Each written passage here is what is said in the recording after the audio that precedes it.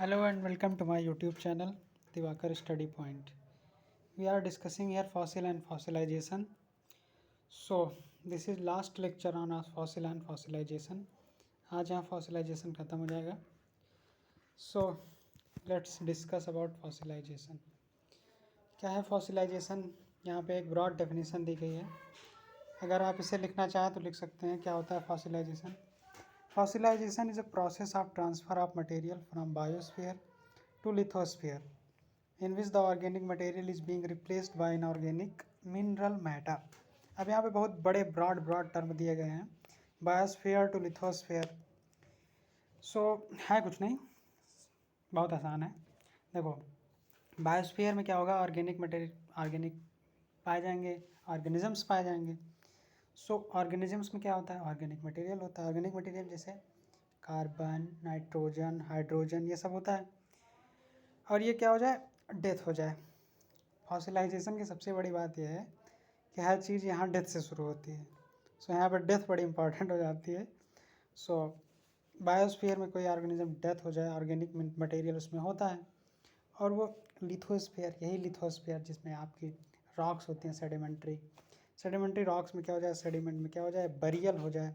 और organic material being replaced by inorganic mineral matter known as fossilisation. वो जो organic material था वो रिप्लेस्ड कर दिया जाए किसके द्वारा, इनऑर्गेनिक मटेरियल मैटर, जैसे सैंड, ग्रेवल्स, पेबल साइज़ के, बोल्डर साइज़ के सेडिमेंट्स, उनके द्वारा. बोल्डर साइज़ नहीं कहेंगे लेकिन छोटे सैंड साइज़ के पार्टिकल्स के द्वारा या सिल्ट के द्वारा, क्ले के द्वारा ये क्या हो जाए, और इनऑर्गेनिक मटेरियल में, मिनरल मटेरियल में कन्वर्ट हो जाए, जिसे कहेंगे फॉसिलाइजेशन. बेसिक डेफिनेशन है, हमने ज़्यादा कुछ बता दिया. लेकिन fossilisation the process of transfer of material from biosphere to lithosphere. यहाँ पे बायोस्फीयर टू लिथोस्फीयर एक इंपॉर्टेंट चीज़ है. आपके लिए क्या कर सकते हैं, पिकअप लाइन के लिए आपके दिमाग में बैठ जाना चाहिए, बायोस्फीयर टू लिथोस्फीयर. कोई भी चीज़ बायोस्फीयर में जिंदा थी, लिथोस्फीयर में आके उसको क्या गया, ट्रैप्ड करवा दिया गया, बरियल करवा दिया, फॉसिलाइजेशन हो गया. समझा ज़्यादा दिया है, बाकी डेफिनेशन कुछ कठिन वठिन नहीं इसमें. सो वही है, chances of organisms are very less. So hard parts only preserve होते हैं. आगे डिस्कस करेंगे कैसे हार्ड पार्ट्स प्रिजर्व होते हैं. सो ऑर्गेनिजम्स में मेनली क्या होते हैं, दो चीज़ें होती हैं, मेनली दो चीज़ें होती हैं. एक सॉफ्ट पार्ट और हार्ड पार्ट. सॉफ्ट पार्ट में वही आपको पहले बता दिया, organic material, carbon, oxygen, hydrogen. और हार्ड पार्ट्स में सेल्स, स्केलेटन्स, बोन्स, टीथ. और यहाँ पे बार बार हम लोग क्या हो जाता है, प्लांट्स को अपने कंसिडरेशन में ले सकते हैं. तो यहाँ पे हार्ड पार्ट्स में ऐड कर दिए shells, skeleton, bones and teeth. And अब प्लांट की बात करें तो वहाँ पे उसकी क्या, वुड हार्ड पार्ट्स होगा. और हाँ बस वुड ही, उसके हार्ड पार्ट्स जो होंगे प्लांट के, वो भी प्लांट फॉसिल भी बनते हैं ना. सो वही चीज़, ये स्टेबल होते हैं, कंपेरेटिवली स्टेबल होते हैं सॉफ्ट पार्ट की अपेक्षा. तो मेनली क्या होता है, एक ऑर्गेनिज्म में सॉफ्ट पार्ट होते हैं, हार्ड पार्ट होते हैं. अभी इतना ध्यान रखिए, सॉफ्ट पार्ट होते हैं, हार्ड पार्ट होते हैं. देखिए फॉसिलाइजेशन की फील्ड बन रही कैसे. सो सुनिए फॉसिल कैसे बनते हैं. सो यहाँ पहले हमने बता दिया कि शुरुआत सैड स्टोरी से होती है. सबसे पहले हर एक चीज़ को मरना होता है. When the organisms die, fossilisation तभी शुरू होगा जब कोई चीज़ मरेगी. सो यहाँ पे हम लोग को पनौती की तरह काम करना होता है कि मनाना पड़ता है कि पहले मरे. I am just joking. When a organism die, जैसे कोई ऑर्गेनिज्म मरता है, it falls into ground, obvious है मरेगा तो गिरेगा. And may get buried into the layer of sediment, और सेडिमेंट के लेयर्स में क्या हो जाए, बरियल हो जाए. अब यहाँ पे बरियल आपको समझाना पड़ेगा क्या होता है बरियल. जैसे कोई एनिमल था, उसके डेथ हो गई, अब उसके सॉफ्ट पार्ट थे, सॉफ्ट पार्ट का एक्सपोजिशन हो गया. अभी आगे आगे बताएंगे कि एक्सपोजिशन, एक्सपोज्ड पार्ट्स क्या होंगे, कैसे कैसे एक्सपोज होंगे. सॉफ्ट पार्ट था उसका, उसके ऊपर सेडिमेंट्स की लेयर आने गए, layer to layer, layer to layer. इतनी लेयर से इतने सेडिमेंट्स बन जाएँ कि क्या हो जाएगा, उसका इन्वायरमेंट बदल जाए वहाँ पे, मतलब ऑक्सीडेशन इजली ना हो, और सॉफ्ट पार्ट रिमेन रह जाएँ, जैसे हैं वैसे बच जाएँ. ऑक्सीडेशन नहीं, मेन फैक्टर होता है ऑक्सीडेशन. ऑक्सीडेशन ब्लॉक हो गया, एनिमल प्रिजर्व हो रहेगा. सो ये चीज़ सेडिमेंट में बरियल की वजह से ऑक्सीडेशन रुक जाता है. After the thousands and millions of years को remains get transferred into rock.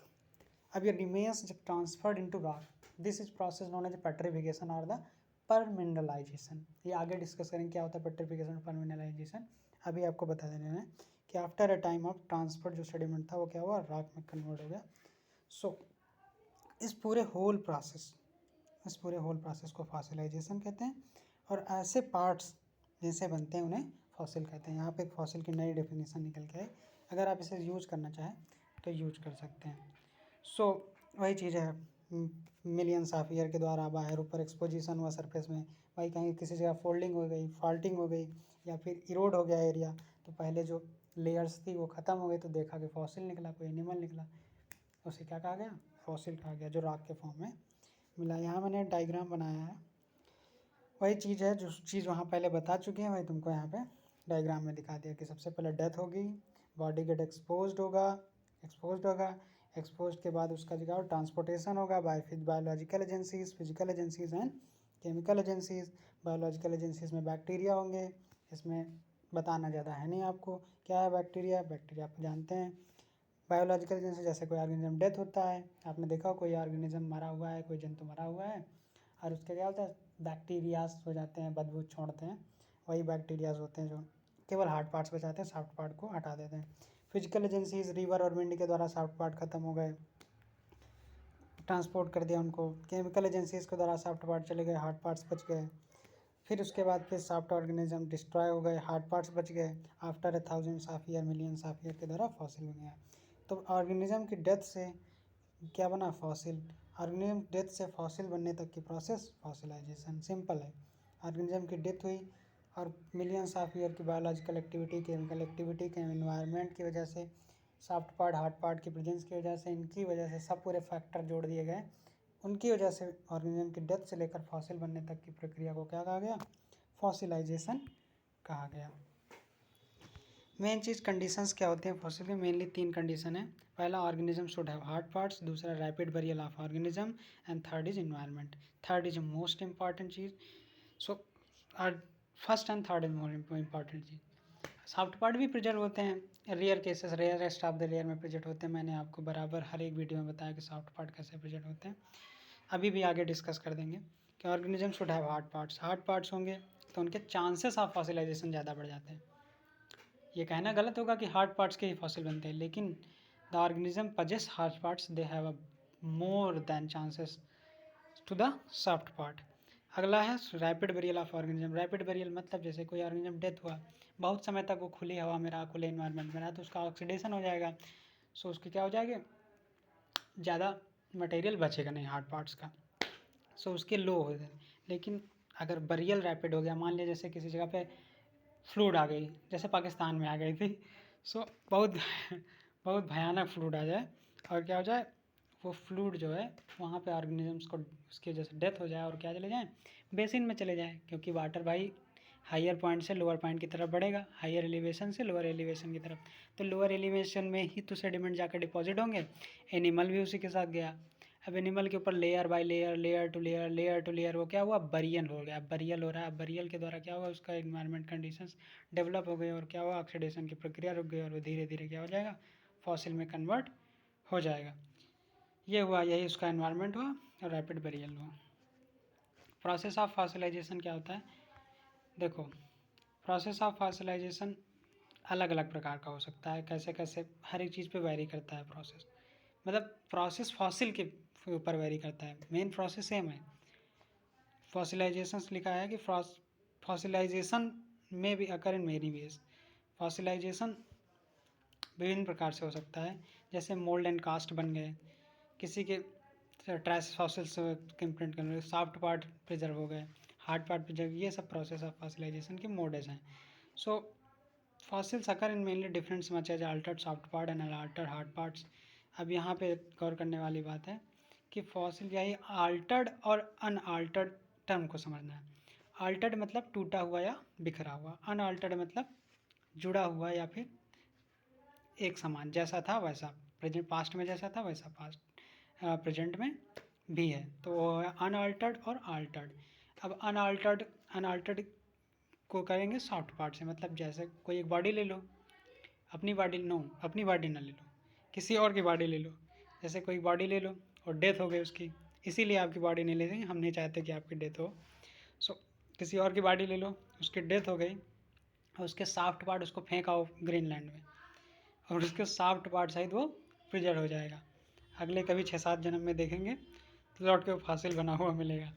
So I am just joking, but concept आप समझिए। और दूसरा अनअल्टर्ड हार्ड पार्ट्स प्रिजर्वेशन। मान लिया कोई ऑर्गेनिजम्स था, बॉडी थी, डेथ हो गई, लेकिन उसके सॉफ्ट पार्ट क्या हुआ, इरोड हो गया, सॉफ्ट पार्ट खत्म हो गया धीरे धीरे बैक्टीरिया की वजह से, ऑक्सीडेशन की वजह, लेकिन हार्ड पार्ट रिमेन बचे।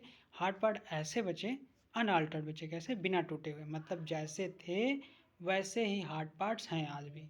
बहुत सेल्स बोन्स स्केलेटन्स मिलते हैं, वो वैसे, मतलब एनिमल का स्केलेटन या फिर ह्यूमन का स्केलेटन या फिर किसी और जानवर का स्केलेटन पूरा समूचा मिल रहा हो, ठीक, पूरा साबुत मिल रहा हो, उसे क्या कहेंगे, unaltered hard part preservation. Third is Altered hard part preservation.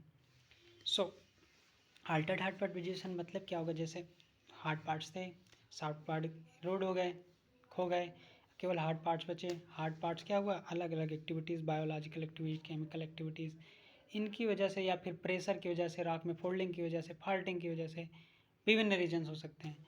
भाई रॉक में फॉसिल था, उसकी फोल्डिंग हो गई, फॉल्टिंग हो गई, तो हार्ड पार्ट्स क्या हुआ, टूट गए, ब्रेक हो गए, पोर स्पेसेस बन गए, उनके बीच में सेडिमेंट फिर डिपॉजिट हो गए, तो अल्टर्ड हार्ड पार्ट्स प्रिजर्वेशन इसे कहेंगे।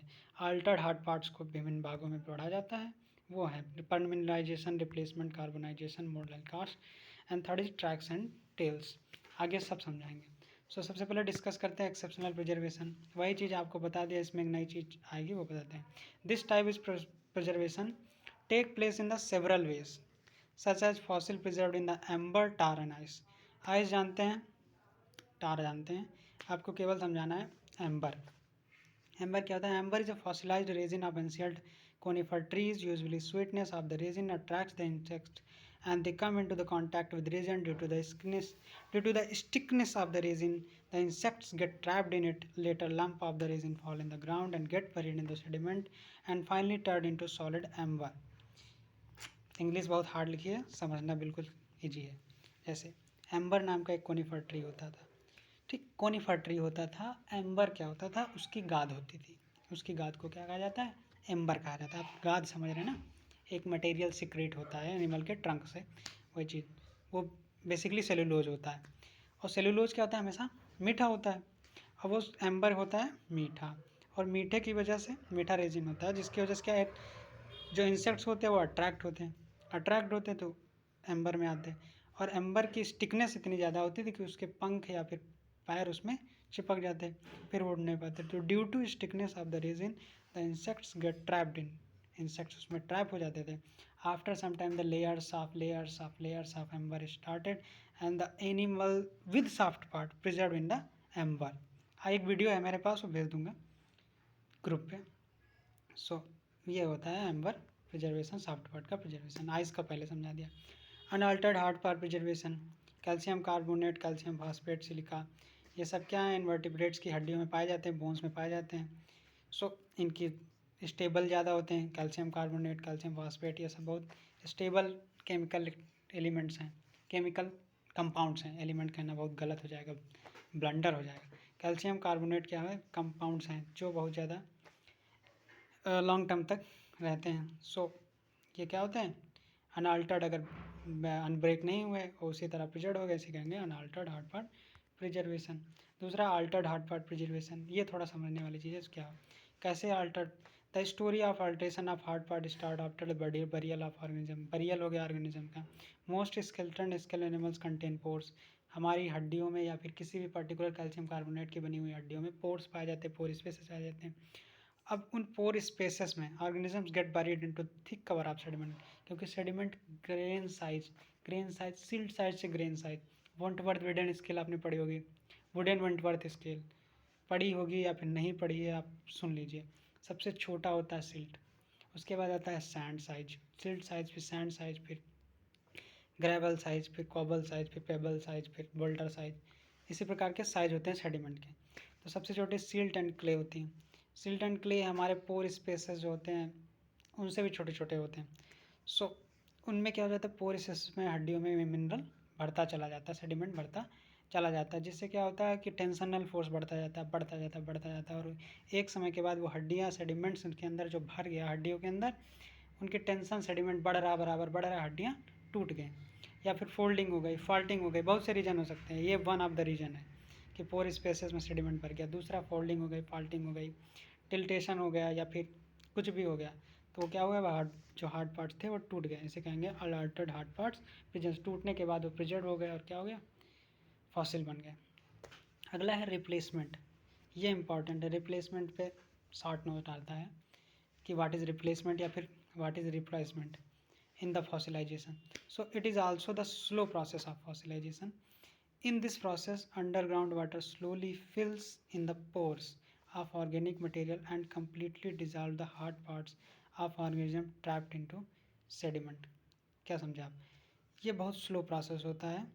अंडरग्राउंड वाटर जो होता है रिप्लेसमेंट में, भाई एनिमल कहाँ डिपॉजिट होंगे, बेसिन में डिपॉजिट होंगे, और बेसिन में डिपॉजिट हो गया। अब नीचे का अंडरग्राउंड वाटर धीरे धीरे क्या हुआ, वाटर लेवल राइज किया, अर्थ का वाटर लेवल राइज किया, उस पर्टिकुलर एरिया का राइज किया। अर्थ का कहना बहुत बड़ी गलती हो जाएगी, उस पर्टिकुलर एरिया का राइज हुआ वाटर लेवल, और वो वाटर क्या हुआ, पोर स्पेसेस में चला गया, हार्ड पार्ट्स के पोर स्पेसेस में चला गया।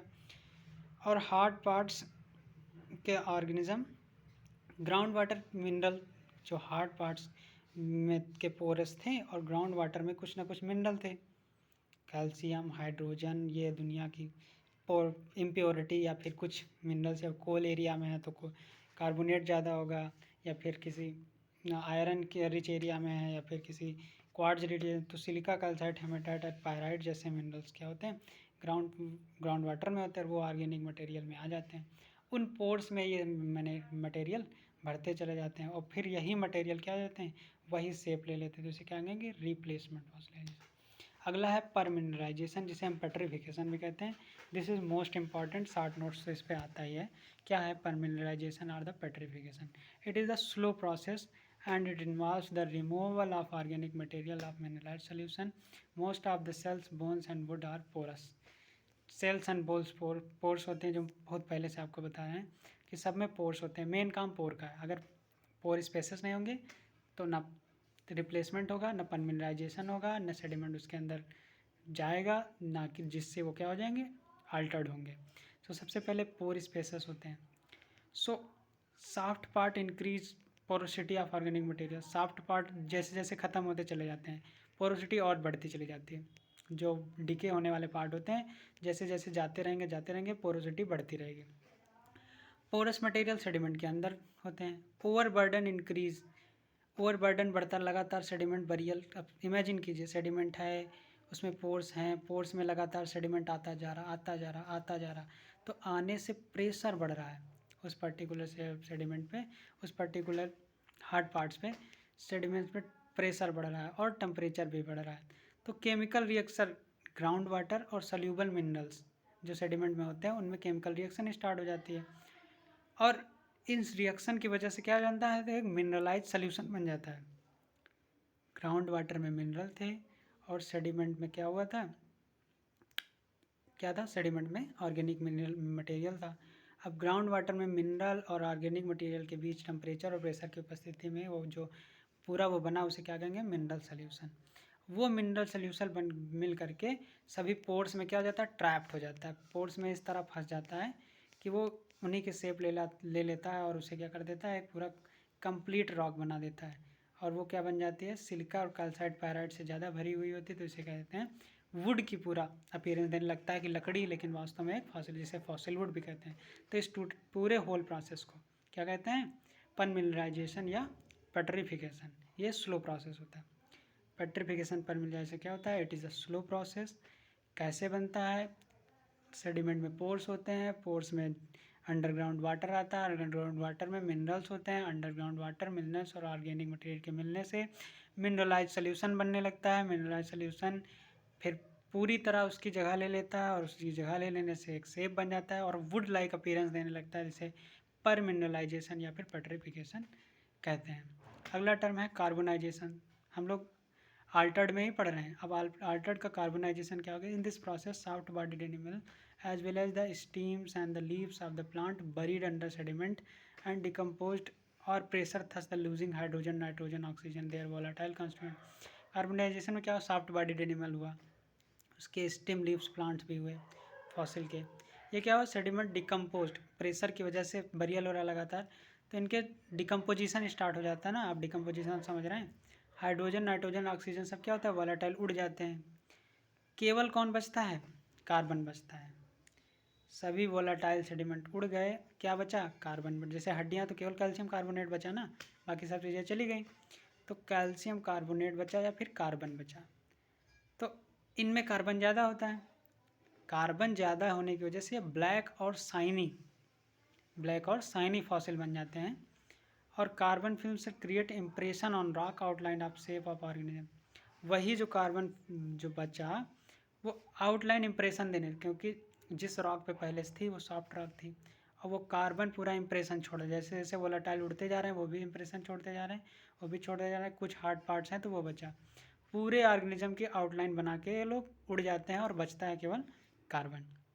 तो प्लांट लीव्स कॉमनली ऐसे ही प्रिजर्व होती, प्लांट लीव्स थी उसमें हाइड्रोजन ऑक्सीजन सब कुछ उड़ गया, लेकिन कार्बन बचा। उस कार्बन ने नीचे वाली रॉक पे क्या कर दिया, अपने इम्प्रिंट छोड़ दिए, जिससे हमें पता चला कि ये प्लांट लीफ थी। प्लांट लाइफ के बहुत से फॉसिल्स आपको पहले हम दिखा चुके हैं। So this is total whole process known as carbonisation. इसमें कुछ ऐसा केमिस्ट्री वाला नहीं है कि कार्बन की उपस्थिति में अभिक्रिया हो रही है, ऐसा कुछ नहीं। नाइट्रोजन, ऑक्सीजन, अदर वोलेटाइल उड़ जाए, केवल कार्बन बचे, कार्बन के इम्प्रिंट छूट जाए रॉक पर, ट्रेस फॉसिल्स मिलने लगे या फिर हार्ड पार्ट्स मिलने लगे, उसे क्या कहेंगे, carbonisation. It is a process of fossilisation. अगला है मोल्ड एंड कास्ट। क्या होता है mould and cast, this process involve the natural duplication of original organism. हम लोगों के द्वारा बनाया गया फॉसिल, समझ रहे हैं, सिंपल टर्म में हम लोगों के द्वारा बनाया गया फॉसिल। मान लिया जैसे कोई एनिमल है, अब उसको उसके इतने बंच में फॉसिल नहीं मिल रहे हैं, लेकिन हमें बंच में फॉसिल बनाना है, तो उसी की कॉपी, उसी के हार्ड पार्ट्स को लेकर के हम एक सॉफ्ट रॉक पे या सॉफ्ट सेडिमेंट पे क्या कर देते हैं, उसको डिज़ाल्व कर देते हैं या फिर उसको इम्प्रिंट करवाते हैं। सो वहाँ से क्या होता है, एक मोल्ड नोन एज इम्प्रेशन जो बनता है उसे मोल्ड कहते हैं। और मोल्ड को बाद में फिल्ड किया जाता है सैंड और क्ले से। किसी सॉफ्ट सेडिमेंट पे हमने इम्प्रेशन बनाया फॉसिल के, और वो इम्प्रेशन मोल्ड कहलाया। तो कभी कभी मोल्ड फॉसिल्स यूज़ कर ले जाते हैं, फिर मोल्ड में हमने अदर सेडिमेंट फिर दोबारा डिपॉजिट कराया, फिर उस मोल्ड से उस जो डिपॉजिट कराया था उसको निकाला, वो क्या कहलाया, कास्ट। तो इम्प्रेशन जो हमने ओरिजिनल फॉसिल से बनाया था उसे मोल्ड। कभी कभी मोल्ड को as a mould fossil use करते हैं, लेकिन कभी कभी जब 2D या 3D दिखाना हो, मोल्ड को 1D होगा, 2D या 3D दिखाना हो तो हम मोल्ड में ऊपर से फिर सेडिमेंट डालते हैं, फिर उसको कॉम्पैक्ट कराते हैं, जिससे हमें एक 3D फॉसिल, एक 3D डुप्लीकेट फॉसिल मिल जाता है, जिसे क्या कहेंगे, कास्ट कहेंगे। यहाँ पे एक मोल्ड है और एक क्या है, कास्ट है। So thanks for watching me, stay tuned with Diwakar study point. Thanks a lot.